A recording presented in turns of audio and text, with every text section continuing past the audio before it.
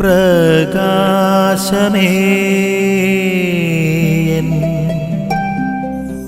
മിഴി തുറക്കുക വേഗം. ഇന്നത്തെ വചനഭാഗത്തില് യേശു സ്ലീഹന്മാരോട് ചോദിക്കുന്ന ചോദ്യമാണ്, ഞാൻ ആരെന്നാണ് നിങ്ങൾ പറയുന്നത്, അല്ലെങ്കിൽ ജനങ്ങൾ പറയുന്നത്? ഈ ചോദ്യത്തിന് ഇന്നും പ്രസക്തിയുണ്ട്. കാരണം നമുക്ക് മുന്നിൽ യേശുവിൻ്റെ പല മുഖങ്ങൾ അനുദിനം വന്നു പോകുന്നുണ്ട്. സോഷ്യൽ മീഡിയയിൽ നമുക്ക് മുന്നിൽ യേശുവിൻ്റെ ഒരു മുഖം കാണിച്ചു തരും. രാഷ്ട്രീയ പ്രത്യയ ശാസ്ത്രങ്ങൾ നമുക്ക് മുൻപിൽ യേശുവിൻ്റെ വേറൊരു മുഖം കാണിച്ചു തരും. അപ്രകാരം നമ്മളായിരിക്കുന്ന ചുറ്റുവട്ടങ്ങളിലെല്ലാം യേശുവിൻ്റെ വിവിധ മുഖങ്ങൾ നമുക്ക് കാണിച്ചു തരും.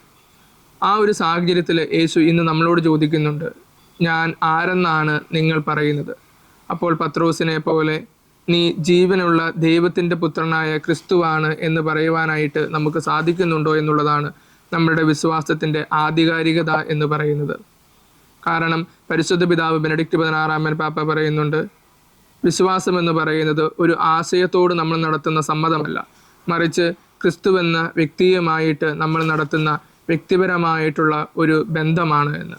അപ്രകാരം വ്യക്തിപരമായിട്ടൊരു ബന്ധമുള്ളവർ ക്രിസ്തുവിനെ ജീവനുള്ള ദൈവത്തിൻ്റെ പുത്രനായ ഏറ്റുപറയും എന്ന് നമുക്ക് മനസ്സിലാക്കാം.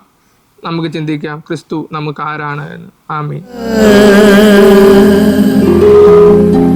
നിൻ വഴിയേ നടക്കാം.